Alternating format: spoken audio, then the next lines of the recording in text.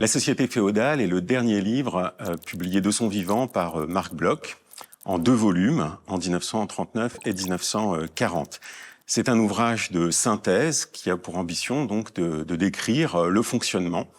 et les dynamiques de la société féodale à l'échelle du monde latin, de l'Europe occidentale, du Xe au début du XIIIe siècle. Après un premier chapitre assez classique où il envisage les dernières invasions normandes, hongroises, sarrasines, ensuite Marc Bloch envisage dans une série de chapitres ce qu'il appelle les structures de la société féodale.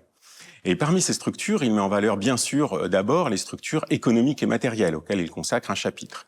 Mais ensuite, il déploie 2 chapitres qu'il appelle façon de sentir et de penser, puis ensuite mémoire collective, qui sont consacrés à ce qu'on pourrait appeler aujourd'hui les représentations. Dans ce cadre, c'est particulièrement novateur de l'avoir placé au seuil de son approche, puisque ce geste prolonge en fait la démarche du dialogue avec les anthropologues, les sociologues,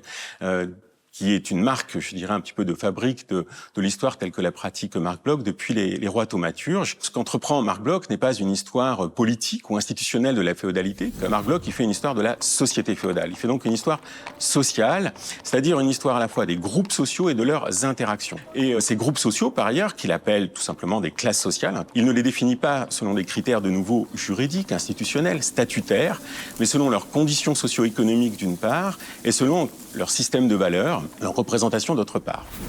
Il ne décrit pas la société féodale comme finalement un moment de l'histoire, une période spécifique, un régime, mais plutôt comme à travers une dynamique sociale qui passe par notamment une réflexion en termes de périodisation. Puisque cette société féodale, il va l'articuler en 2 temps, ce qu'il va appeler 2 âges, le premier âge féodal, le second âge féodal, de part et d'autre d'une charnière qu'il situe à la fin du XIe, au début du XIIe siècle, selon un certain nombre de critères spécifiques. Cette chronologie, alors, qui a été finalement oubliée pendant assez longtemps, en particulier dans l'historiographie française, puisqu'elle a été je dirais, écrasée par la chronologie mise en place, la périodisation de la société féodale mise en place par Georges Duby dès l'après-guerre dans sa thèse sur la société en Mâconnais. Aujourd'hui, on pense de nouveau, je dirais, cette séquence des Xe, XIIIe siècle autour d'une charnière qui est finalement plus proche de la charnière de Bloch, avec laquelle on peut l'articuler. Et c'est ça qui qui peut motiver une relecture aussi aujourd'hui de la société féodale. À côté de cette dynamique chronologique, il y a aussi une perspective, je dirais, un jeu d'échelle qui est tout à fait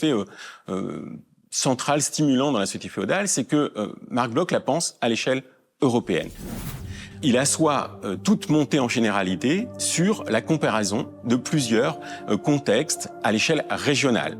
Et dans ce cadre, il y a vraiment une conviction épistémologique très forte chez Marc Bloch, c'est la volonté de dépasser le carcan des histoires nationales, et en particulier, bien sûr, le concernant, le carcan de l'histoire de France, qui a produit un certain nombre, finalement, de mécanismes, et qui, aujourd'hui, on voit bien, il y a des formes de tentation de revenir à des formes, malgré tout, d'histoire nationale, et en particulier d'histoire de France, que Marc Bloch peut nous aider à dépasser. La société féodale de Marc Bloch, cet ouvrage majeur qui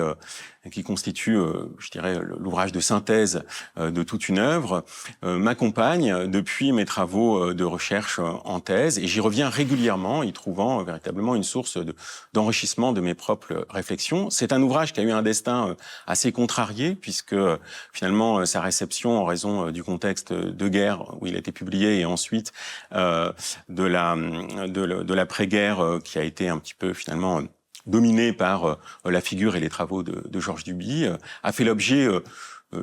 d'une redécouverte, d'abord d'ailleurs à l'étranger, en Italie, dans une moindre mesure en Allemagne, et puis en France, je dirais depuis une vingtaine d'années, redécouverte qui se justifiait à de multiples niveaux.